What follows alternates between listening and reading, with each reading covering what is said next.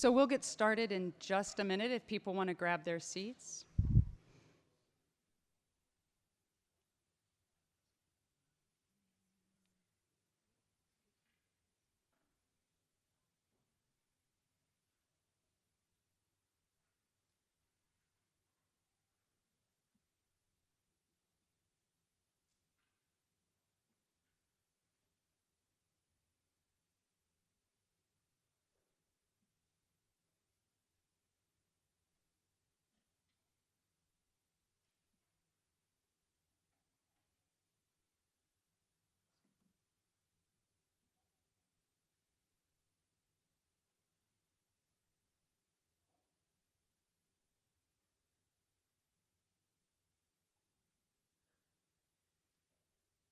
All right, so good afternoon, everyone. I hope folks had an enjoyable, not quite so rainy lunch. I'm Mickey McElroy. I'm a professor of history here at the University of Connecticut. And before introducing the first panel of this afternoon, I just want to take a minute to thank my friend and colleague, Manisha Sinha, for bringing together this outstanding collection of scholars, by which I mean folks who've given papers and everyone in the audience. This has been such a gift already. And y'all are in for a lot more this afternoon. But so, Manisha, thank you. So this afternoon's panel, or the first panel of the afternoon, is Grassroots Reconstruction, Gender, Education, and Black Politics. I'll introduce all of the speakers now who will give their papers in the order that they appear in the program. Our first speaker will be Justin Barrett, who is Associate Professor and Chair of the History Department at SUNY Geneseo. He is the author of Reconstructing Democracy, Grassroots Black Politics in the Deep South After the Civil War, published in 2015. Dr. Barron's paper today is The Shadow of Slavery, Rethinking Grassroots Political Mobilization. Next, we'll hear from Hillary Green, Associate Professor of History and co-director of the African American Studies program in the Department of Gender and Race Studies at the University of Alabama in Tuscaloosa. Dr. Green is author of Educational Reconstruction, African American Schools in the Urban South, 1865 to 1890, from 2016. Her paper today is Colored Teachers for Colored Schools, Grassroots Organizing in Richmond, Virginia. Next, we'll hear from Chris Hager, who is Charles A. Dana Research Associate Professor of English at Trinity College. He is author of I Remain Yours, Common Lives and Civil War Letters, from 2018, and Word by Word, Emancipation and the Act of Writing, from 2013, which was the winner of the 2014 Frederick Douglass Prize from Yale's Gilder Lehrman Center for the Study of Slavery, Resistance, and Abolition, and the Gilder Lehrman Institute of American History in New York City. Dr. Hager speaks today about the fall and rise of illiterate Negroes. Our final speaker today will be Tara Hunter. She is the Edwards Professor of American History and Professor of African American Studies at Princeton University. Most recently, she is author of Bound in Wedlock, Slave and Free Black Marriage in the 19th Century, from 2017.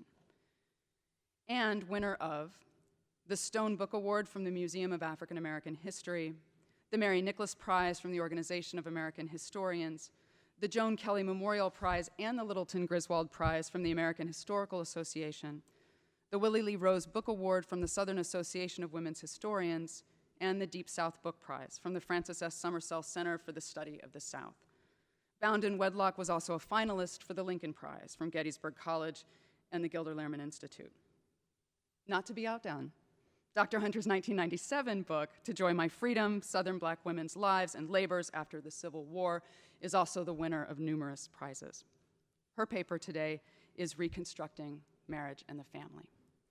So join me in welcoming Justin Barrett to the podium.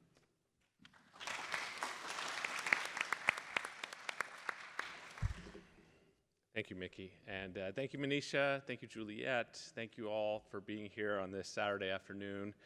I've learned a lot these past few days, and I'm looking forward to 2 more panels, and we can all hold on and hang in there. Just 2 more to go. So today I have more of a kind of a think piece, and I want to kind of talk a bit about the discourse of re-enslavement, the fears that freed people had of that they would be re-enslaved.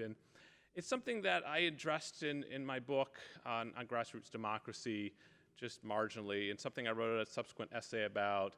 I still don't think I've quite figured it all out yet, and so in some ways today is an effort to kind of still grapple with this, the implications of some of these stories. And I'll talk a little about a particular election episode, and then see what the implications of that might be for political mobilization, particularly the mobilization of black women. Then we'll take a quick interlude into Haiti and the Haitian Revolution, and then I'll wrap up a bit with some kind of thoughts on how that might link this mobilization to state governance and policy. So let's start with the 1876 election in Concordia Parish, Louisiana. This is a small parish along the Mississippi River, and at this moment, at that time, everyone kind of knew that Republican governance was nearing its end. The parish residents are almost entirely black and informally enslaved. Republicans here had won office easily in every election since 1867, but this election, 1876, was quite different. Nationally, the election was a referendum on Reconstruction between Hayes and Tilden. In Louisiana, the state seemed to be again on the precipice of unrest, perhaps even war. And locally, the black community was breaking apart. Disgruntled black men had formed a fusionist ticket, and they had joined forces with a few white Democrats in the parish in opposition to the local Republican Party. So this combination of national, state, and local divisions engendered a rather heightened anxiety among ordinary citizens in Concordia Parish. At rallies, Republican speakers warned local black people that they would be put back into slavery. One of the leaders of the community, David Young, who was a state senator, also the most prominent Baptist minister in the community, a former runaway slave himself, said that the days of hounds and bullwhips would return if the Democratic Party came to power. Politicians and party agents used this message that re-enslavement was possible and unlikely outcome to black men as well as to black women. One black constable reported that women were counseled to instruct their husbands to vote against this fusionist ticket. If the men insisted on voting, testified one ex-slave, the women were advised to quit their husbands. Another black farmer noted that he heard black women say that any colored man who voted the Democratic ticket ought to be killed. Now, these accounts might be exaggerated. It's hard to know for sure, but there's little doubt that black women were unusually active in this campaign and that the fear of re-enslavement played a prominent role. And of course, it wasn't just black women who mobilized.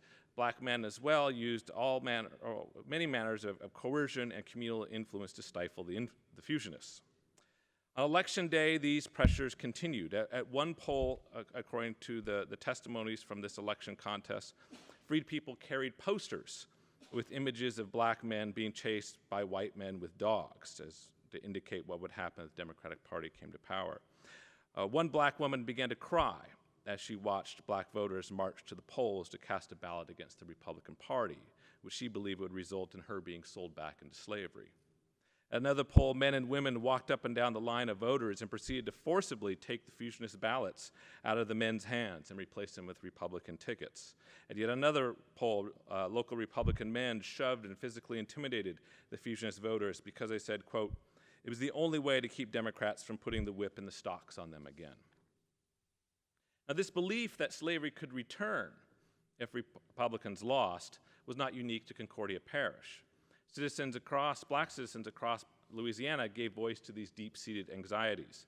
About 270 miles away in Plaquemines Parish, George Williams, a 32-year-old black laborer who worked in the rice fields, which I should note no longer exists because the parish is almost entirely underwater today. Anyway, Williams was told by a candidate for office that he would be put back into slavery. But Williams, however, was someone who was sympathetic to the Democrats, and when he refused to denounce that, a group of black men armed with sticks and clubs chased him out of town. In East Baton Rouge Parish and Ouachita Parish and other parishes, these similar confrontations erupted. After the election, groups of armed black men patrolled the state capitol in New Orleans in the hopes that Stephen Packard, the Republican candidate for governor, would win. According to the New York Times, many in this improvised protection force, quote, firmly believe that they would be returned to a condition of slavery if Packard is overthrown. One black man asserted that it was only a matter of time before Democratic political power would lead to the slavery of the Negro. Now, this wasn't just confined to Louisiana in 1876 either. Scattered evidence across the Reconstruction South suggests that these were widespread fears. For instance, one black woman just outside of Mobile, Alabama in 1874 expressed concern that white people wanted to put their children back into slavery. So it seems like there might be something to all this rhetoric. The problem is, of course, is that it's not as well documented, perhaps as I was like or others would. Particularly because African Americans were more likely, at least publicly, to talk about the progress they had made since the abolition of slavery. It is more common to frame their struggles in terms of unmet freedoms rather than the possibility of a return to bondage. The progressive language of American rights and politics does not offer much space, then or now, for a backsliding narrative. But if we do take this re-enslavement discourse seriously, I think it can offer some new perspectives that we should think about in terms of mobilization as well as Reconstruction politics. So first, re-enslavement seems to be a powerful motivator for black men and women. It's not a coincidence that black women appear in the records at these political gatherings when the reappearance of slavery is discussed. These, of course, were the elections, the redemption elections, in which Democrats were hoping to gain control of government, and they clearly sought to reverse Reconstruction and unleash a counter-revolution. Republicans responded by mobilizing every person that they could, and not just voters. Second, the public involvement of black women at these redemption contests provides clues about how they conceptualize politics. We know that black women were devoted to the Republican Party. Indeed, there may not have been a more loyal group than freed women. But their active response to the possibility that they would be re-enslaved, or more poignantly, that their children would be re-enslaved, suggests that they envisioned electoral politics not merely as a partisan struggle over resources and power, but more explicitly as a means to keep slavery at bay. The point of politics and mobilization, then, was not a claim to rights, but to defend freedom. Now, this is not how we typically think about freedom in an American sense, but this somewhat backward-looking approach may help us to explain why, for instance, ordinary black women expressed little interest in the Northern women's suffrage movement. And we're not looking for a new right for themselves. Their goals were quite a bit different. So to understand this grassroots mobilization, these fears of freed people, I found myself drawn to the language of the Haitian Declaration of Independence. And I was drawn to this because, unlike American texts that praise emancipation and freedom as forward-thinking achievements, Haiti's declaration acknowledges the trauma of enslavement and war. Let me read some of that text for you. Citizens on this land, men, women, and children, look around you. Are you searching for your wives, your husbands, your brothers, your sisters? Are you looking for your children, your babies? What has become of them? I shudder to say it, they have become the prey of these vultures. In reference to the French, obviously. Now, I don't want to make a claim that the experience of slavery in Saint-Domingue or the 13 years or so of war is equivalent to the experience of African Americans in the South, but of course we should pay attention to the impact of family loss. And this Haitian discourse allows that pain in some ways to spill forth. It does not try to hide that trauma in the progressive language about rights and citizenship, but it acknowledges the ongoing threats and lingering memories. The Declaration continues with a banal yet unappreciated truth. Quote, everything here is a reminder of the cruelty of that barbarous people, again speaking of the French. Now, the Haitians went ahead and cast the French out. In Louisiana and other parts of the South, they didn't cast out the whites, but that sense of that everything is a reminder should make us pause for a moment. At least it's made me pause. It's not just that black people's memories of slavery were still fresh, it's that the mundane and the ordinary evoked the stain of slavery. In the sowing and chopping and picking in the cotton fields, in walking the roads and the levees that enslaved people had carved out of the earth, in the names and the boundaries of the plantations and towns, it all bore the mark of slavery. And of course, an even more present reminder is the enslavers themselves who walked among them, as well as the white militiamen who very well may have been part of slave patrols. And then the racist ideology that was used to justify enslavement but is now redeployed to justify white men's control of government. It had only been 12 years since abolition. Freed people must have been thinking and worrying about slavery. And how could they not? What assurance could they have that the 13th and 14th Amendments would protect them when the imprint of slavery was still visible on the people and the places in their lives. So in this sense, I think the seemingly quixotic fear, that the idea that slavery could return, may be a bit more understandable. If so, we ought to rethink black women's and men's political engagement. At the end of the Haitian Declaration of Independence, the author concludes with this phrase, quote, "You shall be the defender of the freedom that you cherish." In the context of war and in the War of Independence, this meant vengeance and violence against the enemies of freedom. But we might also consider this notion of defending freedom as a reason for political mobilization. I think to defend one's freedom in a post-slave society is to place the emphasis on the collective. This is why black people, following Elsa Barkley Brown's insight, often understood voting as an expression of community, not merely as the right of an individual man. This is why black women showed up at polling places to pressure men to vote with the Republican Party. This is why there was great anguish when the black community split at these elections.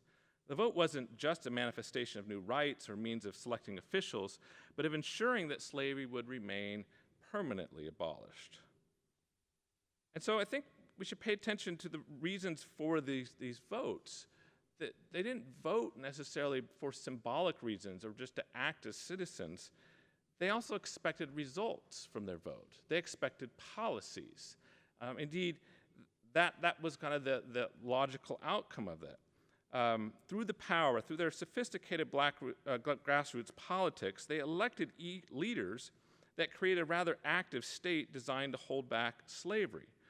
Through these laws, Southern states weakened the power of the planter class, responded to the needs of the many. They rolled back all sorts of privileges that the wealthy possessed, passed laws to favor laborers, shifted the tax burden from the poor to the landed elite. And I'm struck at how little we pay attention anymore to Reconstruction state governments. Indeed, it's something that hasn't come up at all, the state governments. And yet, this is why they're out there risking their lives and expressing great anguish and frustration. They recognize the importance of these state governments.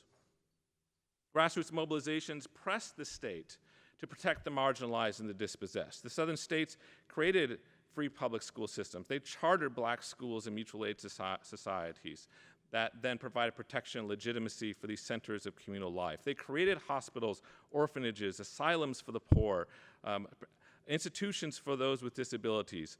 Indeed, poor relief and debtor relief, in addition to access to medical facilities, become hallmarks of Republican governance. Black women and men also demanded that the state protect them. The Republican governors actually deployed state militias to restrain white supremacist violence, obviously with varying degrees of success.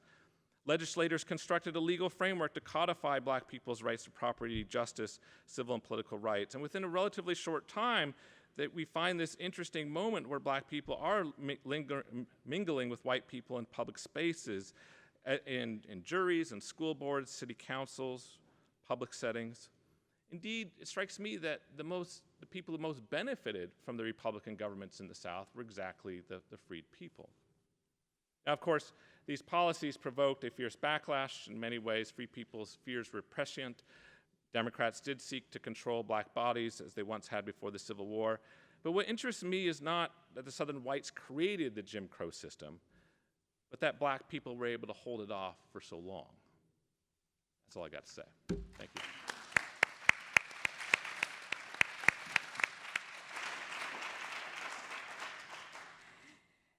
Okay, so thank you, Justin, and thank you, Manisha, for arranging this panel. And I'll be drawing on materials from my first book on grassroots education in Richmond, Virginia, and I'm thinking about the recent Henry Louis Gates documentary in which Eric Foner called this period, the 1880s, as that twilight zone of African Americans who are still voting, still making gains. So what do we do with this, period? So for me, one of the things in looking at Richmond in this case is to think about what did these people still did. They didn't know Jim Crow's coming, but yet they knew what they came from and what demands they kept on pushing forward. So where do they keep on? Where is the hope rather than this gloom that we are always reading back into? So So hopefully I have a PowerPoint. So at the close of the 1879-1880 academic year, Richmond School Board members received another petition from a delegation of prominent Black Richmonders. Like other petitions sent prior to the July 9th, 1880 meeting, the petitioners' demands centered on improving the overall quality of the African American public schools. And in this instance, they requested that, quote, we, the colored citizens and taxpayers of Richmond, in mass meeting assembled, do most respectfully petition your honorable board to appoint colored teachers in all colored public schools of this city and to raise the grade of the same to the level with that of the white schools, end of quote. By making these improvements, the petitioners felt that they would come closer to their goal of achieving quality public schools. Thus, they appealed to the conscience of Richmond School Board members. Is it just in the sight of God and humanity to treat us thus? And knowing that sooner or later by you or by others chosen to fill your places, this wrong must be corrected. So for them, they keep on fighting through petitions, through voting, through others to correct these perceived ills in the school system, and more importantly, to employ their children who came of age, educated in the building there that's Richmond Colored Normal, to give them economic opportunities and build upon the educational progress achieved under the Freedmen schools and uphold their status as tax-paying citizens, a part of this new post-war body politics. So these grassroots efforts suggest that this period is not a nadir in terms of African American education or politics. And by extending the chronology beyond 1877 to include the readjusters, we can see and appreciate the ways in which Black Richmonders employ newer and older protest strategies in order to make African American schools into these enduring institutions. And it's this grassroots activism centered to the Colored Teachers for Colored School campaign that reveals the persistence and not the dearth of hope in this Reconstruction era landscape. Since the departure of the Freedmen's Bureau from education, Black Richmonders actively sought colored teachers for colored schools. However, hiring practices thwarted their efforts. Despite their combined protests and strategies, the reality remained as such. White teachers held a monopoly in the African American schools as employed, except for three. Those are Navy Hill, Baker, and the East End schools. Through petitioning, use of white educational allies, Black Richmonders secured employment opportunities for those Richmond Colored Normal graduates at these schools. These schools and the school students' scholastic success evoked a sense of hope in Black Richmonders that the school officials will eventually see, quote, that it is best for all concerned to appoint colored teachers for all of our colored schools, end of quote. And it's the readjuster movement that aids Black Richmonders' campaign. The Readjuster Party, for those to remind everyone knows in this room, it's an interracial, cross-class political coalition that catapulted into office by tapping into widespread resentment with the existing government. And they offer a new vision for Virginia. They promise social mobility, racial justice, an industrialized economic order, and a sustainable public school system for all Virginians, regardless of race. And without African American support, this party would not have been elected. So Black Richmonders knew this, and therefore they expected speedy reform from their new political ally. But even for them, by December 1882, activists grew frustrated with the slow pace of the readjuster reform. However, an unusual development on the Richmond School Board renewed their support of the readjusters. Because, I get this right here. On February 17, 1883, the readjuster-controlled State Board of Education appointed a whole new Richmond School Board, comprising of Republicans, readjusters, and for the first time, 2 African Americans. With the appointment of Richard G. Forrester and Captain Robert A. Paul, Black Richmonders immediately capitalized on this direct school board representation. They met at the First African Baptist Church, drafted a petition, and presented it at the very first meeting that this biracial school board met. Paying heed to the petition submitted by African American leaders, it is Paul, and I'm going back here. It is Paul and Rich Forrester that convinced their colleagues of listening to the petitioner's demands. And in that, the hiring stalemate that African Americans were fighting for ended because African American applicants received teaching positions in all of the schools except for Richmond Colored Normal. And what is interesting, when you look at the funding model, in particular the state reports, you will see 13, 14 black teachers that year. It goes up to 64, and then it goes up higher. So there's a clear break in the record. So this is a major development, and it also comes at the expense of white teachers, because to hire these black teachers, white teachers get fired. And it's that, persuaded by that passionate argument, that the school board also promotes three men to be in principal, not just being teachers. Albert Norval, James H. Hayes, and James Hugo Johnson become principals of Navy Hill, Valley, and Baker schools, respectively. So grassroots organizing succeeded. And African Americans in Richmond and across the nation celebrated. Not only did they get direct school board representation, they secured for the first time the majority black teaching staff and administrators of those schools. So parents, community leaders, and activists had every reason to feel victorious, and because they've been laboring over a decade. And the Virginia correspondent for the New York Globe professed their feelings of vindication. Quote, "At last we can assuredly say the battle has been fought and the victory is won." Indeed, they had achieved this major victory in terms of education, politics, and racial progress. So on the other hand, white Democrats voiced their opposition. They strongly objected to Paul's and Forrester's presence on the school board. Moreover, they were quite upset at the firing of white teachers. And as a result, as quote, as one displaced Navy Hill principal said of the mongrel board, a revolution had begun.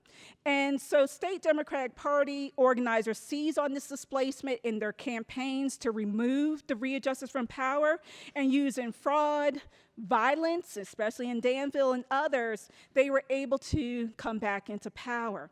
And as soon as the readjusters were kicked out in the 1883 election, the same politics that led to the appointment of these two black men led to their removal. And almost immediately, once Forrester and Paul are removed from the school board, and it's the old traditional Democratic board, black Richmonders returned to their previous strategies of fighting back, but not their submissiveness. They increasingly became critical of the board's actions, and when they felt that the claims that they were told politics should have nothing to do with the management of school, and when policy and decisions proved otherwise, they would criticize them as being dumb as oysters, and then also other harsh words. And for Richmond, it's a noticeable shift from politics of respectability to very critical critiques and sharpness. From their harsh critiques and subsequent relationships with the school board, they saw this as a fight for the schools, but also the sense of duty to the memory and legacy of these two African Americans. So in speaking of Paul, the Virginia correspondent suggests that why they're doing this. The captain has ably defended the rights of his people and proved that he was a man of courage in the higher sense of the word. The colored people have much to thank him for as their representative, and when the proper time comes, they will not look backward in showing their appreciation. Hence, black Richmonders returned to petitioning. They returned to voting. But now they openly question the board's decisions while hoping for yet another political revolution. Sadly, it'll take about 100 years. But people like this individual here, this is John Andrew Bowler. He would be one of the next waves of Richmond Colored Normal graduates and early continued civil rights activists in the city. And they are always maintaining that hope that the readjusters, and not just emancipation, will come through. So they are going and fighting for more rights, more building on newer gains of direct representation. But the one thing they stopped really fighting for was what they set out to begin with, and that is the Colored Teachers for Colored Schools campaign. Because with this victory, Even though principals have only served for 1 year, white educators only served as principals of the schools in Richmond Colored Normal. They had lost their monopoly over the black schools, and African American teachers, largely those educated in Richmond Colored Normal, would have a direct pipeline into those economic opportunities and to middle class leadership. So after this readjuster revolution and this reality that black teachers would remain in those schools, black Richmonders felt reassured that their children would not only be treated with dignity and respect in the city schools, but they would receive a quality education under African American educators' tutelage. Thus, they felt the campaign for African American teachers could end as they had achieved the desired results. So instead of a nadir, as I've heard recently, but also continued challenging this historiography, this example shows a persistence of hope. And I want us to think about, where does hope fit in to our narratives of black life? Where does hope fit in when you're in an urban center and you don't have the realities of what you see in the rural South? Where does hope fit in if we stay within that traditional 1877 ending point of Reconstruction that encourages a declension model? What do we do with the readjusters, and in Wilmington, North Carolina, and those race riots, and that people who are continuing to fight, continue to have gains, continue to make success? Because if we don't, we will miss this opportunity of continued gains and significant victory in African American education as a result of grassroots organizing. Thank you.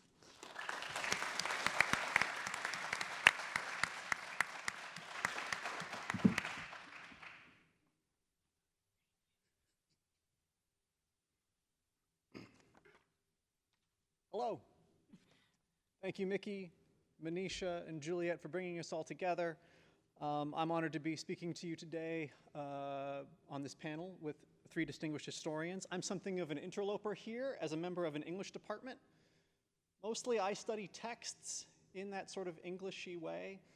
But what has been my principal scholarly endeavor for the past dozen years or so has been to try to understand the world of texts as people who aren't fully literate see that world and enter into it. And as a pretty well-educated person myself, I struggle a lot to do this work. 2 books on, I'm still not really satisfied with where I've gotten. Try as I might to get around them, I regularly discover that I have a highly literate person's blind spots. So my current project is basically an effort to dig into some of those blind spots, to try to figure out the ways that literate people have historically misperceived and misunderstood less or differently literate people. This paper is going to range over some 200 years of cultural history in 15 minutes. So thank you for your consideration of these broad strokes. African Americans have placed a special value on acquiring literacy since the time of slavery. Even under the yoke of slavery, when learning to read was prohibited, some slaves devised creative and subversive means to do so. When slavery ended, those who had acquired literacy became the first teachers of their fellow freed people, called on society to assist in teaching, building schools, and supporting teachers, and claimed education as a right. During this period, the literacy rate among African Americans rose sharply from 5% at the end of the Civil War to 50% by 1900. Those are not my words. That's a quotation from page 42 of the class action complaint filed in U.S. District Court in Michigan 3 years ago by Gary B., Jesse K. at Alios on behalf of their fellow children in Detroit public schools. Like other lawsuits about educational inequality, this one rests its claims principally on the 14th Amendment, but it charges not just that by failing to fund Detroit schools equivalently to schools serving predominantly white students, Michigan was violating the Equal Protection Clause. It further alleges that by not meeting basic standards of education, the state was violating a fundamental right of citizenship, namely the student's constitutionally guaranteed right of access to literacy, and that as a result, the plaintiffs are unjustly stigmatized as unwilling learners uninterested in education and marked with a badge of shame and indignity that profoundly affects them for the rest of their lives. By situating their complaint in the history of slavery and emancipation, Gary B. and his fellow plaintiffs make their fight for education part of the very long Reconstruction. And by attending to indefinite harms like stigmatizing and shame, they emphasize how much the problems of our unfinished Reconstruction are cultural as well as legal. African American education after the Civil War is one of the great success stories in our history, and like most advances in civil rights, it met with backlashes and reprisals, of which violence, arson, redemptionist politics, and economic strangulation may be the best known, yet not the whole story. This paper is about a rhetorical reprisal. It argues that a change in the meaning of literacy in American culture over the course of the 19th century into something that we still live with today occurred to a large extent because of Reconstruction-era white supremacy. Here's my visual aid, and if you can't see it, it's okay, I'll explain it. As you may know, the Google Ngram viewer is a representation of frequency of word and phrase usage in the vast corpus of books that Google has digitized. It has many flaws. We shouldn't take it too seriously. But this particular graph, I think, actually does a decent job of illustrating something that's otherwise hard to visualize. The roster of pejoratives applied to African Americans during the era of the Civil War and Reconstruction is, of course, appallingly long. This comparison of just a few of white supremacy's preferred adjectives reveals some of its modulations. For example, the way that worthless, which is the green line, was rarely used before emancipation when it would have been contradicted by the market value of property and slaves. And then it proliferated after the Civil War when it was a favorite term even of Freedmen's Bureau agents who, in post-war Memphis, for instance, decried the surplus population of lazy, worthless vagrants who had flocked to the city.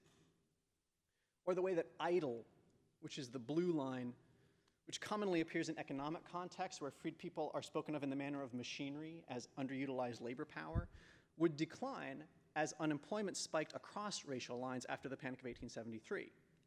And the fact that everything tapers off in the 20th century mostly has to do with changing ways of referring to African Americans, so that's not very meaningful. What's most important here is the orange line, which in the visualization of the graph appears to show a whole bunch of racist pejorative language usage getting consolidated in a particular appellation, illiterate Negroes. Now, why, during a period when the literacy rate among African Americans increased tenfold, would illiterate Negroes become a significantly more common subject of discussion? Well, obviously, because the literacy rate among African Americans increased tenfold. But it's not the innocent explanation that now that so many black people were literate, it became necessary to specify the illiterate black people, which had been redundant before the Civil War. No. For one thing, it was never redundant, as I've tried to show in my own past work, not even prior to emancipation. And something else was going on here, something pervasive and often subtle, though sometimes not at all subtle, as in this deposition from a congressional inquiry into the corrupt Mississippi election of 1875. One witness cited an African-American man named William Gray, a state senator and officer in the state militia, as an example of the problems with, quote, Negro rule. So the investigator wanted to find out what exactly was wrong with William Gray. What was Gray's character? It was very bad. What do you mean by that? I mean bad in every sense that you can take it in. Was he a quarrelsome man? Yes, sir. Was he an untruthful man? Yes, sir. Was he an illiterate man? He was intelligent for one of his opportunities. He was illiterate. Could he read and write? He could read and write. But he was an illiterate man? Yes, sir. How does intelligent plus able to read and write equal illiterate? Well, it doesn't without the silent part of the equation, plus black. To a large extent, the Reconstruction-era discourse about illiterate Negroes was about African Americans who could read and write, who had gotten schooling, and whom white supremacy therefore had an especially fierce need to push back into a marginal domain. The rising orange line can be read as a kind of inverted register of just how effective African Americans' post-war drive for education was. It was so rapidly driving down actual literacy rates that it drove up nasty commentary on illiterate Negroes. Now, we may not have needed more evidence of the effectiveness of post-war African-American education. Scholarship by James Anderson, Heather Andrea Williams, and Hillary Green, among others, has wonderfully demonstrated that. But seeing its impact from this angle shows us the ideological crevices in which racist backlash may lodge and persist. So let me try to briefly explain this business of how literate plus black adds up to illiterate. When Great Britain abolished the slave trade in 1807 and the United States shortly after, there was a hot new title on the market from American booksellers, Noah Webster's Dictionary. The icing on the cake of the blueback spellers from which American children and adults had already been learning for almost 2 decades. The dictionary marked the fulfillment of Webster's aspiration to regularize US spelling. Regularized spelling makes it possible to use misspelling as a form of parody or mockery. So, when Northern Black communities began the tradition of memorializing the end of the slave trade with annual Abolition Day celebrations, white printers produced broadsides that used pretended black dialect to lampoon the events. The Bobolition broadsides, which I imagine many of you have seen, appeared first in Boston and trickled down as far as Philadelphia. They depicted free blacks in the urban North as ludicrous in their pretensions to cultural respectability. Some had figures of black men in top hats and women in fancy dress. And they imitated textual forms of educated society like polite invitations and minutes of parliamentary proceedings. But they were aggressively misspelled, straining for comic effect by exaggerating the distance between form and substance. Elegant gala events recapped informal-sounding phrases, but written in gross violation of Webster. Sometimes in what we now call I dialect, as in, for instance, the grand celebration of Bobolition, in which the last syllable of celebration was not spelled T-I-O-N, but S-H-U-N. I dialect sounds the same. It doesn't encode any actual linguistic information. It just marks the utterance as supposedly subliterate. And the trademark word of these broadsides, Bobolition, isn't even a phonetic representation of dialect. It's just a made-up distortion of abolition. These broadsides represent one index, fittingly linked to the closing of the transatlantic slave trade, of the shift away from European colonialist conceptions of barbaric Africans to a conception of American Negroes who commanded the same language as Noah Webster, and for that reason needed to be painted as poor speakers and spellers. What's important about this early antebellum moment is that it shows a discourse about black illiteracy predated the notorious anti-literacy laws of the slave South, nearly all of which were passed around 1830. Even if Nat Turner's Rebellion and David Walker's Appeal were their immediate provocations, those laws were codifying, not inventing, an ideology that would not be destroyed with the destruction of slavery. The end of slavery did unsettle the racialized cultural meaning of illiteracy. Press accounts of freedmen's schools and dispatches from Northern missionaries created a print culture spectacle for the whole nation to see of African Americans receiving education. But the goalposts still could be moved.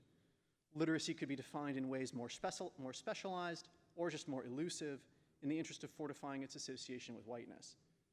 Contributions like Noah Webster's to the standardization of language use could be extended, making the idea of a literacy test seem natural and objective. The 1870 census was the first one to document reading and writing abilities separately, with the apparent intent to flush out illiterates, since enumerators were advised very many persons who claim to be able to read, though they really do so in the most effective manner, will frankly admit that they cannot write. Some African Americans perceived the minefield ahead. The black-run newspaper, The Christian Recorder, began publishing editorials imploring its readers to learn good English composition and warning against the kind of writing that, gone wrong, could provoke derision. Short sentences and short words are generally best, the editors counseled. For one quick illustration of how the meaning of literacy changed, we can look at ideas about voting qualifications pre- and post-black suffrage. During the expansion of white male suffrage in the early 19th century, when literacy restrictions came up for debate in the states, they generally fared poorly because delegates disputed the idea of literacy as a proxy measure of intelligence. In the words of one New York politician, a literacy test would disfranchise many intelligent men, well qualified to discharge all the business of life, but who had just never learned to read or write. But by the end of the century, when black suffrage and black education were well established, a majority of states had adopted literacy restrictions, not just in the South, but in Maine, New Hampshire, and New York, too. And it should be noted that this was, of course, also a period of high immigration, and most of these statutes specified English language. Following on that more robust census enumeration, literacy for voting also had become more testable. Here in Connecticut, a voter could be required to read at least 3 lines of the Constitution or of the statutes of this state, other than the title or enacting clause, in such manner as to show that he is not prompted, nor reciting from memory. I happen to think that someone who has memorized the US Constitution is maybe someone who should be voting, no matter how good he is at decoding alphabetic text. I'm from Connecticut too, I'm not trying to be ungracious to our hosts. At the same time that it was increasingly subject to empirical verification, literacy also was becoming more of an ineffable inward trait. That word, literacy, actually doesn't even exist prior to 1880. Most of my uses of it are anachronistic. Before 1880, you could know how to read and write or not. You could be illiterate or not. But literacy, this abstracted skill, attribute, or almost identity trait, was an invention of the late 19th century. The exceptions to literacy requirements for voting tended to suggest that literacy was a quality of being or could have one substitute for it. Most states granted exemptions for physical disability, which sometimes was specified as blindness, though not always, so physically demonstrating the technical abilities of literacy was not necessary. And Louisiana, which had a particularly notorious literacy test, you may have seen it, also had among the most capacious exemptions to the literacy requirement. Louisiana allowed exceptions for voters of good character and reputation who were well disposed to the good order and happiness of the state of Louisiana. So the particular disfranchising tactic of the literacy test can be understood as serving not just the crude instrumental purpose of keeping black men from casting ballots, but also the ideological purpose of reinforcing the association of literacy with whiteness and vice versa. So I'll conclude by asking us to think about Gary B. and his fellow plaintiffs in Detroit as engaged in grassroots reconstruction, seeking to push back against a deeply rooted 19th century attitude that it is acceptable, even appropriate, for African Americans to stand estranged from written English. In the light of what I've presented, it's predictable, if no less dismaying, that Gary B. got no relief from the federal court in Michigan. Judge Stephen Murphy held that there is no constitutional right to literacy. He reasoned this way: the Supreme Court's understanding of a fundamental right requires finding that neither liberty nor justice would exist absent state-provided literacy access. But that finding is difficult to square with the fact that there was no federal or state-run school system anywhere in the United States as late as 1830. It's hard to say which is more stunning about that statement: the judge's supposition that the plaintiffs can enjoy liberty and justice today without an education, or his apparently earnest belief that liberty and justice existed in America before 1830. Either way, it cries out for the reparative work of African American history. Thank you.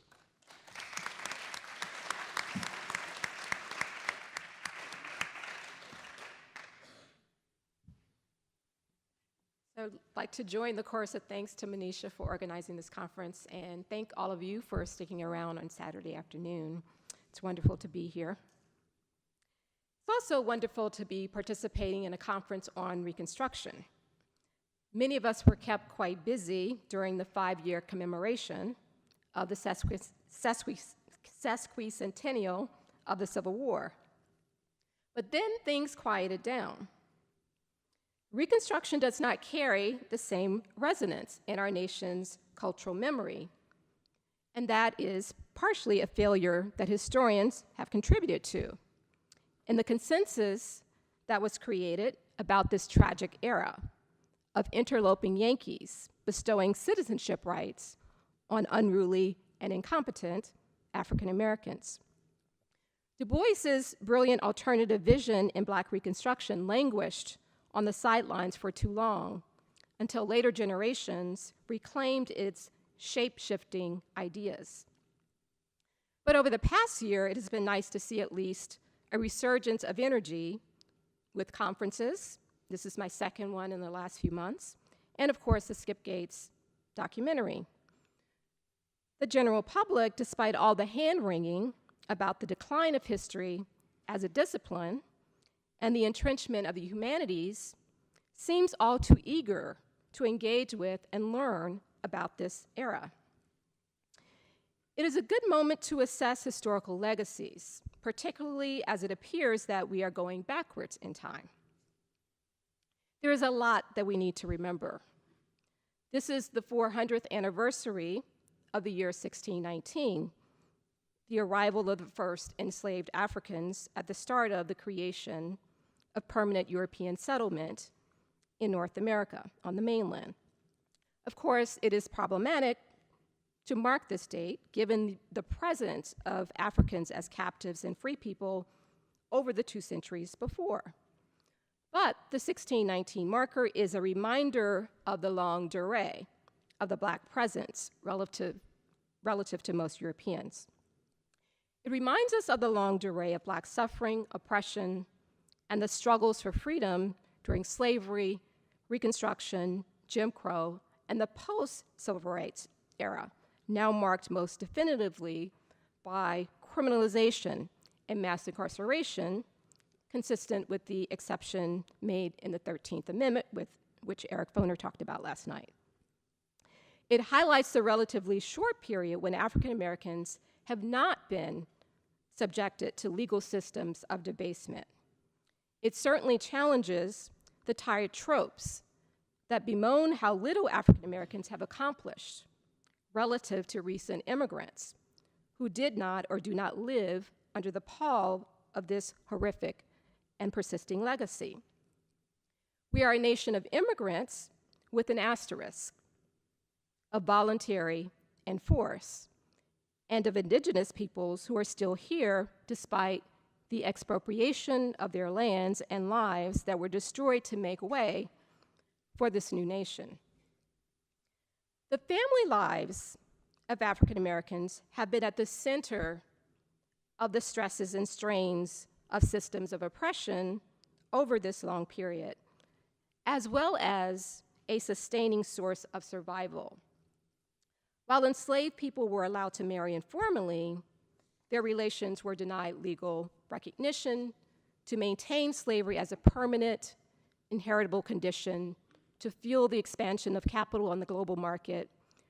Throughout slavery and quasi-freedom, families had to endure the twists and turns of intimate bonds being formed, sustained, broken, and repeatedly reconstituted.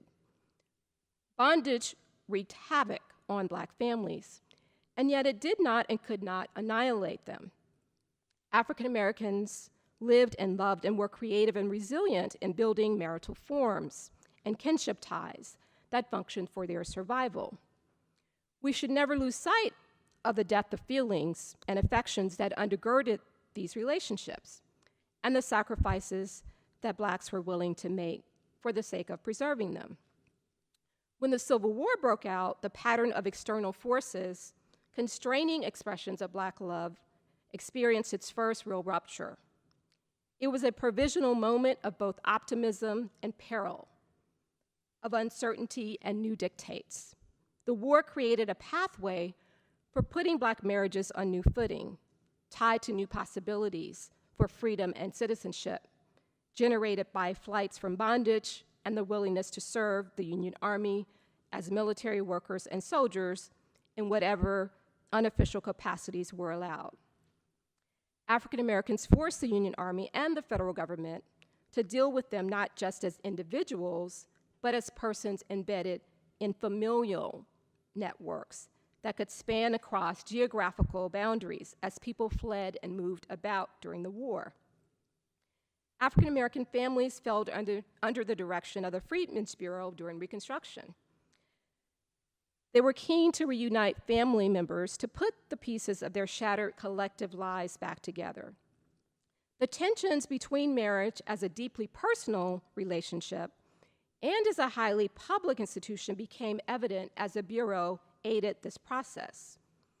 The Bureau encouraged legal marriage for ex-slaves and chided reluctant white Southerners to retroactively recognize those formerly unsanctioned bonds. Most African Americans moved to legalize their existing relationships or enter into first marriages as legal spouses. But informal domestic arrangements that had of necessity flourished still persisted.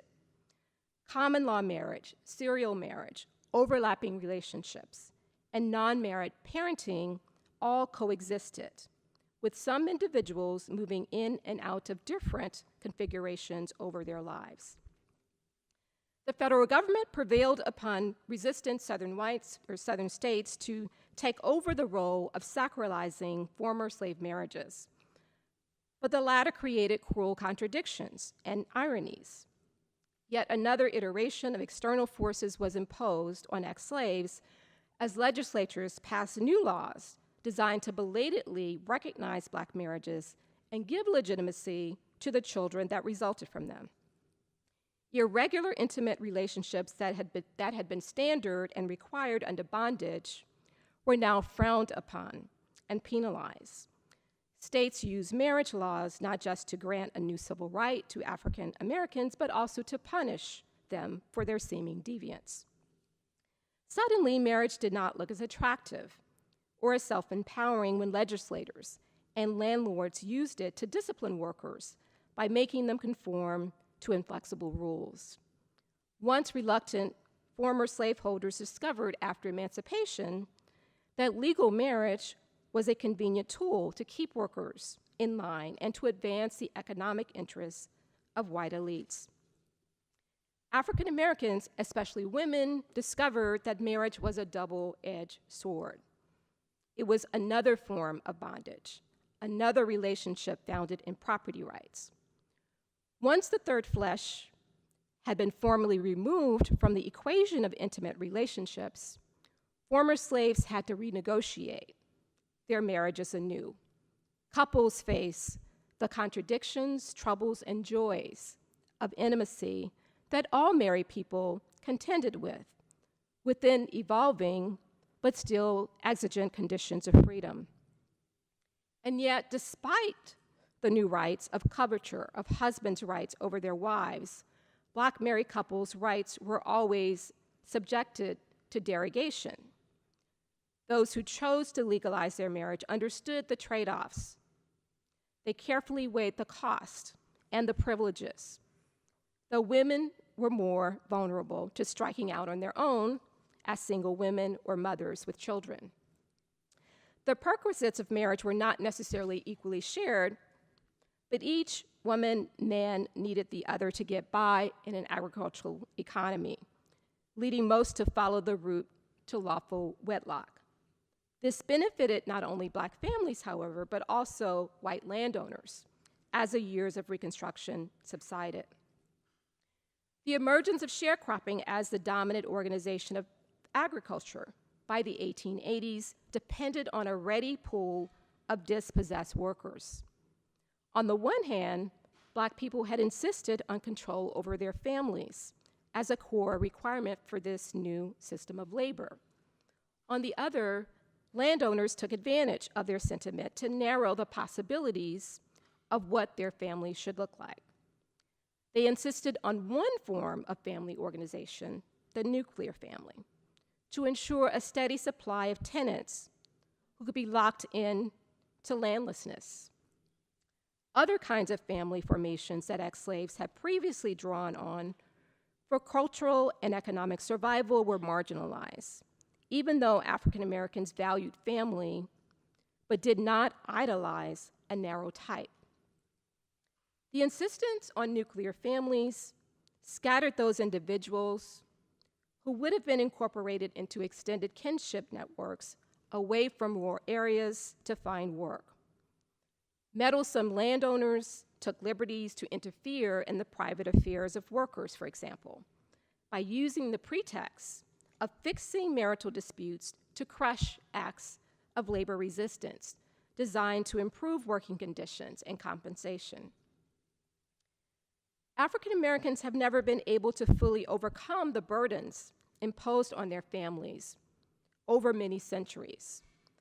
The Black family has always been seen as a barometer to measure the fitness for civilization and citizenship. It continues to be seen as an intractable problem that needs to be fixed. The association of Blackness with the perversion of domestic ideals has never been met with sufficient regard by critics who have failed to recognize the vicious structures and practices that have inverted cherished mainstream norms. But there may be an opening for a different kind of conversation on the horizon. The topic of reparations has been broached in the emergent campaign of Democrats vying for their party's nomination for president. As we discuss reparations, the exploitation of families may appear to be abstract subjects for consideration of redress and repair. I would urge us, however, to have these difficult conversations: housing and job discrimination, divestment of land ownership, education, educational deprivation, and unjust policing are all entangled with family matters. We must wrestle with these complexities if we are ever to achieve a full historical reckoning of not just the legacies of Reconstruction, but also of more than 400 years. Thank you.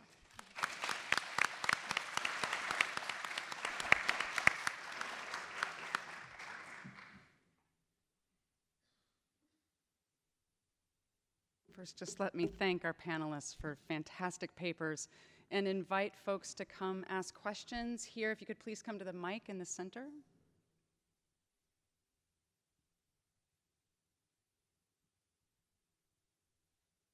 While we have such experts convened, it would be wonderful to hear more since you raised the subject of reparations, and I'm interested in everybody's point of view, I guess. Can you tell us a little more about what it might look like, and what do you think the justice issues are?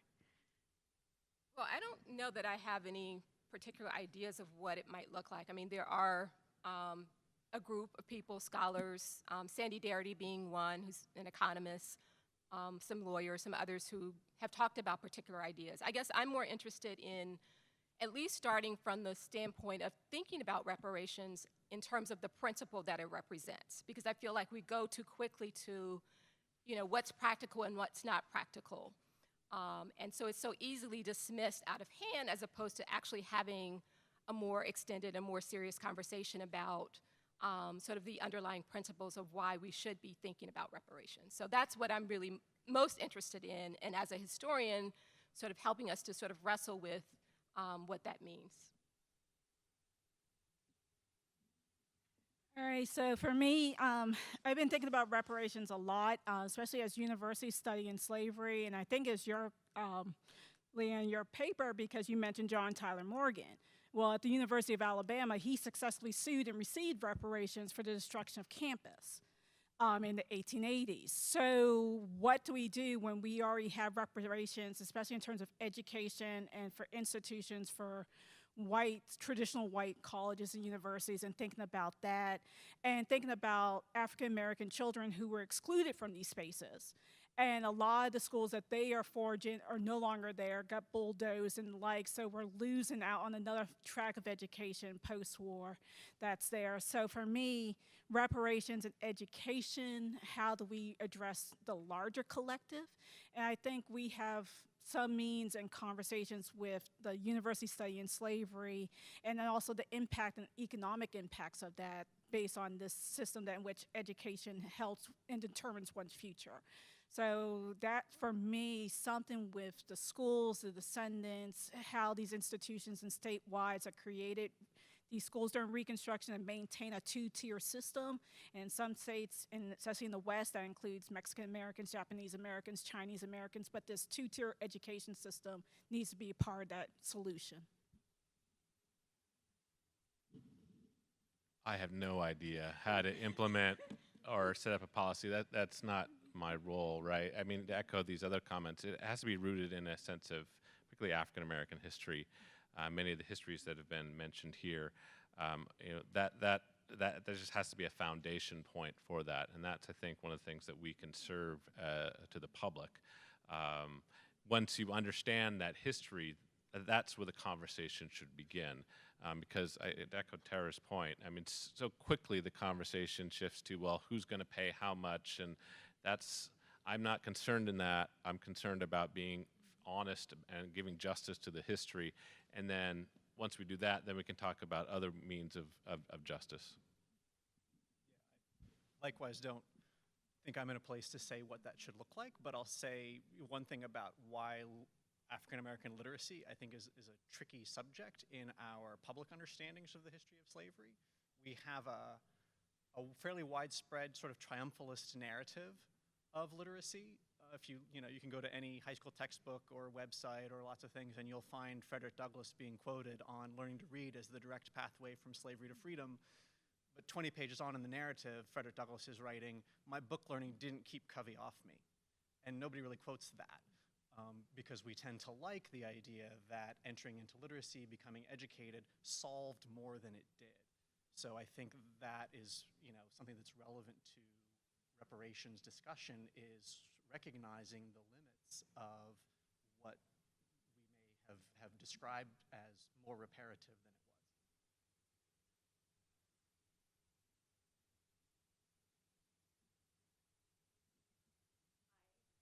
That was such a fascinating panel. I just have a few questions for Justin. I have like just so many, and it was such an interesting paper. But so I was curious just on the facts, like first of all, what were the Democrats saying in that campaign? Were they saying, hey, if you elect us, we promise we'll re-enslave or what? You know, what were they saying about what they were going to do?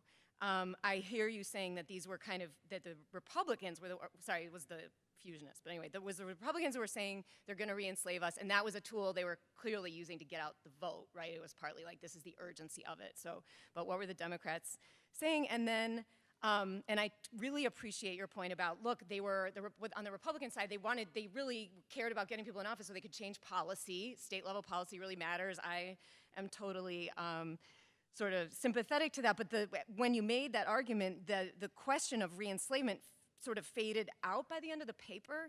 And so I guess I'm just wondering what you would think about the idea. So you're saying they're holding on to freedom. I mean, they see this as so urgent that it's a question of holding on to freedom itself. Like, yes, they would like public schools, they would like all kinds of things, but actually it's also like a life or death issue, the idea that we might find ourselves back in slavery. And what does that say to a kind of trend in scholarship that minimizes the distinction that freedom made, that kind of says that after emancipation, things were so sort of miserable so quickly for formerly enslaved people that it really was not the big break that like the liberal narrative would want us to be, when your people that your primary sources are saying people cared mightily about the difference between being enslaved and being free. So I wonder if you would feel comfortable kind of going in that direction with this work. Thanks, Kate. See if I can do some justice to those questions. On that last point, about what this says about the narrative, I mean, what strikes me is that in thinking like about the last panel and the way that labor is redeployed to kind of help and facilitate industrial capitalism and all that, and comparing that with the scholarship that recently on second slavery, I mean, there is this continuity thread that is going through the 19th century, which could, I think, easily minimize what's going on in the South. But to me, that should highlight this moment of possibility. It shouldn't have happened. I mean, and this is something that Eric Foner brought up in Nothing But Freedom. But it's in some ways it stands out more anomalous to me, which makes me want to dig deeper into how they were able to kind of create this moment. In many ways, this comes from the interstices of that life, the marriage and the family. It's just this is why I think the grassroots approach is so essential and to looking at this history, because that's where all this kind of comes out of. And I think I'm constantly I have to step back and think through how free people were engaging this in ways that I think I'm still learning a lot about their perspective in that, and that's I'm just there's still a lot more to get at to that. But the question of what the Democrats were saying, of course they weren't saying they were going to re-enslave, and they were actually trying to be conscious of a northern audience in the national election and not massacring people. So while there was a lot of violence, certainly a lot of intimidation, there was a lot more fraud in the 1876 election. And then 2 years later, there's more, even though there's a Democratic government, and there's an effort to go ahead and there's a new constitution that the state of Louisiana creates, and they strip out claims to civil rights and public rights that had been added into the Bill of Rights, the Louisiana Constitution, 1868. But they actually keep kind of the voting rights. And I think one of the reasons why they do that too is also because of the Exoduster movement. That is in some ways another register of the importance of state politics and what it meant to have a state government, and particularly in a federalist system where there is only so much a federal government can do. And if we think about Reconstruction, as Greg was saying earlier today, is this moment, and then it's a revolution that has an endpoint. And if that ends, then it's the state governments that have to carry that forward. And I think black people understood that quite well, and the white Democrats conversely recognized that if they could capture those state governments, then they could have their way. Hello. Hello. Thank you all for being here. This goes out to Dr. Hunter. I was wondering if you could speak in more detail about how extended kinship networks in African American communities helped increase resilience during Reconstruction. Sure. So I guess the point that I was trying to make is the ways in which, under slavery, sort of the irregular shape of the family was really important for their survival. The ways in which that they constructed kinship ties, even though those families were often fragmented. And so once slavery ends, then you have the role that the federal government is playing through the Freedmen's Bureau. You have the pressures that are being placed on them coming from landowners to try to create a particular type of family that is considered to be the most efficient family unit for this newly emergent system of agriculture. And so what's determined as the most efficient unit is mother, father, and children, whereas African Americans had a much broader understanding of what kinship meant. They adopted people who were not blood relatives. But under that new system, under sort of the emerging order, the economic order, those people who didn't fit within the sort of standard definition of family were often marginalized. And so that's when you get single women, for example, being pushed out of the rural areas, being pushed into the cities, and then becoming domestic workers. I mean, that was the topic of my first book. So those are the women who are being marginalized, and so you get a disproportionate number of women with children in the cities because of that. And then you have men on the outskirts of the agricultural economy who are able to sort of fit in a little bit more as sort of casual labor. But I guess the main point is that there are ways in which the focus on the nuclear family, though it's often thought about as this a kind of, a positive thing, right? It's something that's considered ideal from the point of view of sort of mainstream thinking. In fact, from the perspective of sort of real life African American circumstances, that was not necessarily the case, because it really sort of limited their abilities to sort of stretch their resources, to provide support beyond just sort of a limited number of blood relatives.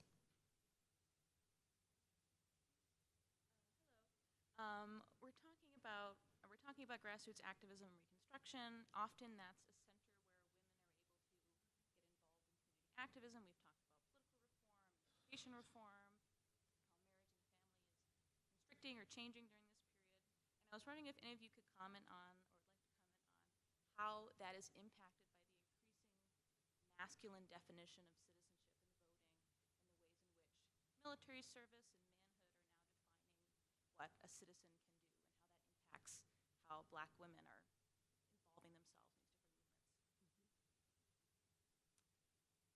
So, I mean, I talk about this in my book in terms of how citizenship, and other historians have talked about this as well, how citizenship is marked by gender. And you start to see this in the period of the Civil War with respect to how, especially as African American men are being considered as candidates, potential soldiers, how quickly the idea of citizenship gets attached to African American men. And I talk about this especially in the context of the contraband camps. So as African Americans are running away to the contraband camps, it happens pretty quickly that Northern missionaries start to see the potential of those camps for creating a new order and for creating new concepts of citizenship. And so for African American men, it's almost instantly heralded as, they're coming in, they're volunteering, even before they become soldiers. But of course, once they are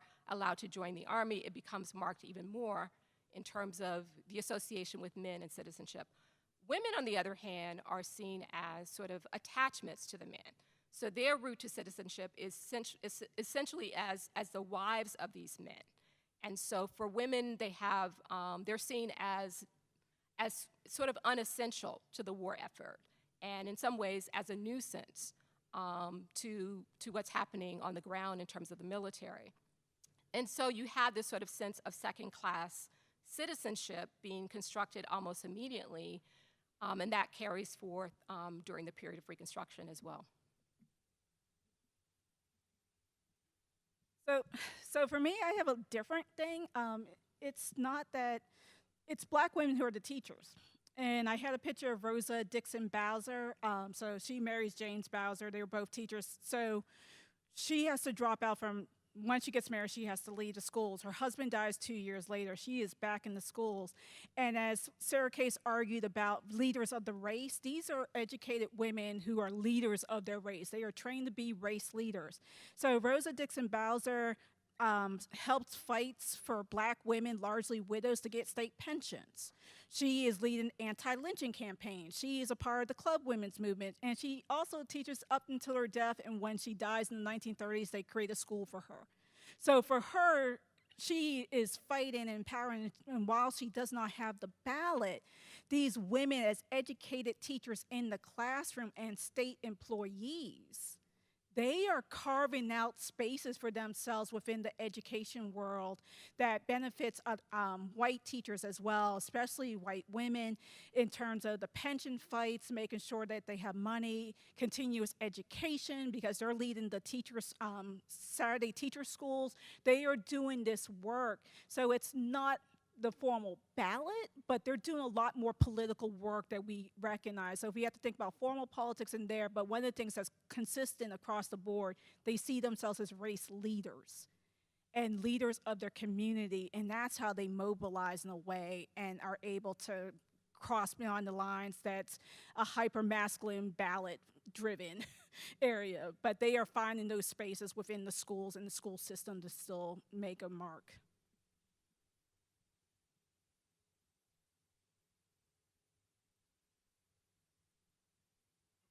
Professor Green, thank you so much for your work. I'm curious if you see similar examples of sort of radical, sort of grassroots politics impacting education in other places in the South beyond Richmond. And then sort of another bigger question sort of for the whole panel, I guess, maybe Professor Hager specifically. Do you think there should be some sort of federal policy or federal law today to sort of combat racial inequality in education today more broadly? Sort of a Reconstruction question in our own time.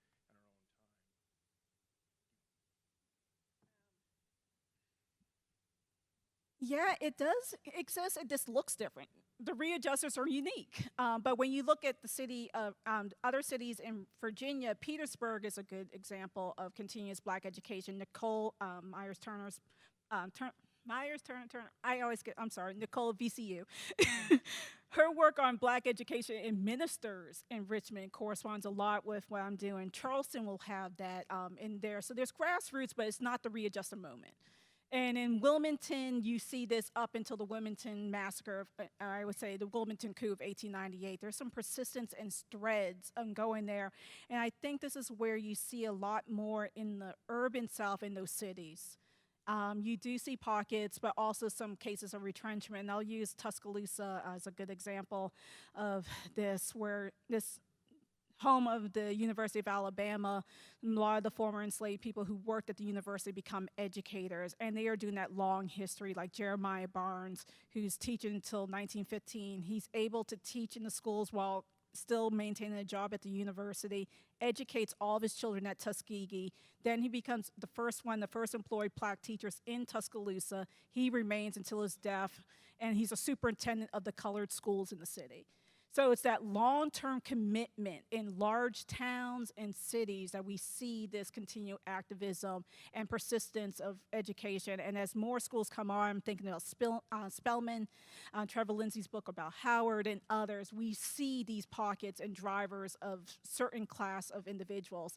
And I think when we get on the ground and we see that, we can see a lot more. But if we start at the top and work down, we won't see these persistent movements of people and fighting for a world and a persistence of hope that things will get better, but they're going to keep on fighting, so they're not going to just let it be walked on. I'm not sure how much I can say about what federal law should be. If I have one thing in common with Eric Foner, it's that I'm not a legal historian. But I'll say, I'll just make an observation about sort of what one way of thinking about the problem, which is, I mentioned how the census evolves in the way it defines or the way it seeks to assess education and literacy. By 1940, they've stopped asking about ability to read, ability to write, literacy, anything like that. They've asked about highest grade of school completed. And that's what they still do, because as we moved towards a standardized graded system of common education, that sort of implicitly removed an attention to differential achievement. Now we all live now in this funky moment where we're trying to insert outcomes assessment into an educational system that was built to be standardized in a way that sort of presupposed that outcomes were regular across these grades. So I'm not going to prescribe a way out of that exactly, but I think this history is in fact relevant to how we in our own local contexts are discussing how we define, quantify, measure, and assess what constitutes having achieved a level of education. I would also add that there are people who are actually working on this. Bob Moses, for example, the civil rights activist leader, he started the Algebra Project, which deals with math literacy, but he's also been interested in broader literacy efforts and has talked a lot about making education a constitutional right. So there's definitely sort of an effort on his part working with constitutional scholars and others in the field of education to try to figure out how do we make education a right. Quality education, not just education, but quality education, which really runs up against some other more popular education movements like the charter school movement, which isn't necessarily sort of dealing with the overall education for all children as opposed to making education better for some. And the point of his movement is really to emphasize that every child deserves a quality education. Thank you all for your wonderful papers. So my question is kind of a perennial one, and it's based on the idea that your panel is titled Grassroots Reconstruction, Gender Education and Black Politics, and thinking about yesterday where in this kind of legal framework of the Constitution, you're all speaking to the state governments, education, literacy, the family, but it's often in ways that you're saying, here's the limitations of the standard that the state imposes. So does it help us as historians to think of like the state as the thing we're consistently talking to? Or does that kind of create this kind of circular, we're getting lost in where the politics are going or what the politics are of our work?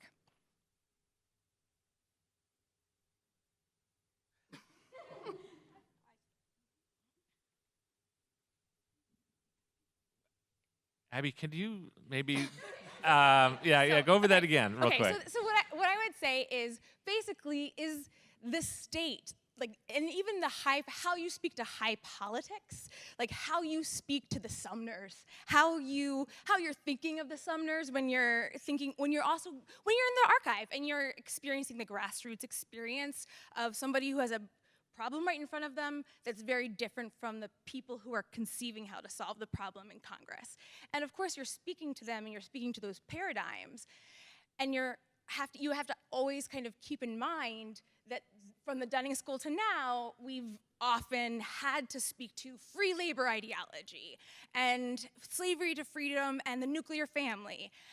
And that is very helpful sometimes, but it also ends up being a way to silence your sources because they have a whole set of concerns that don't always fit. So my question is, even when we're talking about reparations, do we think about 272 reparations that are happening inside a community, or are we always speaking to the United States reparations? So it's more of like when we're talking about education, are we talking about that class action suit that is saying, okay, it's not just about more money, it's about how you define what literacy is. So it's basically saying, okay, like yesterday was my reconstructing hegemony pitch. Like there's a hegemony that's always operating, right? So your grassroots mobilization does a political work of getting us there, but it's always like the Reconstruction mega narrative is always a high politics. It always has this high politics narrative that ends up being the public history face. So I'm basically saying, I think you're onto something with your reparations conversation of like why we have to even raise the question, but how here do you raise that question and say, hey, political narratives, don't marginalize us. So I always look at the interplay between the high politics and then how it gets implemented on the ground. So for me, I look at the Reconstruction Acts. I look at those 5 districts and what it meant by requiring new state constitutions. And those new state constitutions then they create the framework, then they pitch it and then punt it to the cities and the counties, and they actually have to put it into play. And they create these school systems and mandate that without funding. So that requires, so there's a direct play, and at the end, my individual's like, we have a Reconstruction Act, we have to have a new constitution, but once those schools are created, what do we do next? Who's gonna teach? Who's gonna build these schools? Who's gonna be in those schools? So that, I think we need both, but at the same time, what I've seen is when we go high level, we forget it actually matters for people on the ground. And it's their day-to-day experience with local government, more so than national government, that matters. So where do those school boards come in? Where does those mayors come in? Where does those city council, county commissioners come in? And that's where they have more ongoing and sustained, and then it comes quite quickly. We know when national politics are going on. And all these newspapers, the same page that they will have the school board minutes will be the column for DC. But the school board minutes usually is front page news. Local politics, or sometimes key decisions are there. So for me, it's great, but what does it do when the people who have to deal with that and live with that and have those neighbors matter? That's a really good question. I'm really trying to think through that. I mean, in some ways, democratic forms of government give us all sorts of evidence of ordinary people. We just don't read it that way. When there's legislation, when there's decisions at the highest level in the White House, we see that as the actions of an individual rather than somebody who's being shaped by a public. And that public isn't necessarily voters either. And I think that goes for today as well as in the past. And so I'm still trying to figure out how do we imagine this in some ways, the Reconstruction politics as a manifestation of the will of these people just coming out of slavery, and we I think we gesture to that a lot without actually thinking that through. So part of Kate's question about how my re-enslavement peters out, because it does, because I haven't really thought through what that actually, the work of that. A part of it, we don't have that thread that we like. There's not somebody in the newspaper or in a letter saying, Sally told me on the street that I should vote for this, and so I'm going to. I mean, there's a lot of implicit ways that pressure is manifested.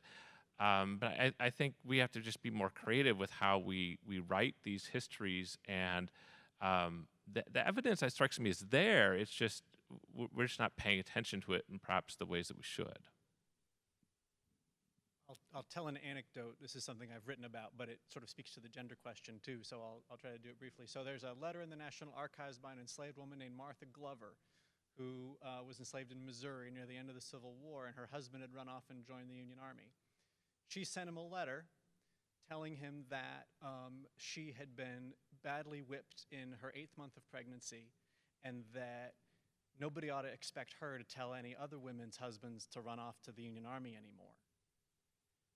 And this letter, her husband brings it to his commanding officer, who takes it to the general at Benton Barracks, Missouri, and it's sitting on his desk. He takes his notes on it as he's writing a letter to a congressman from Missouri about the problems for union recruiting because of reprisal against women and children.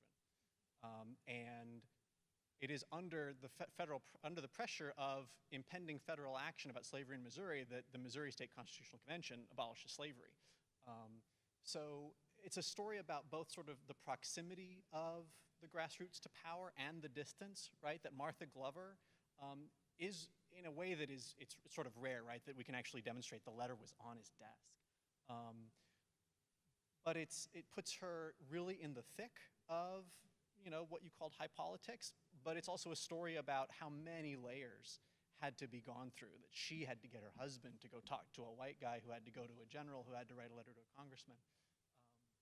So she's important, but she's also very heavily mediated.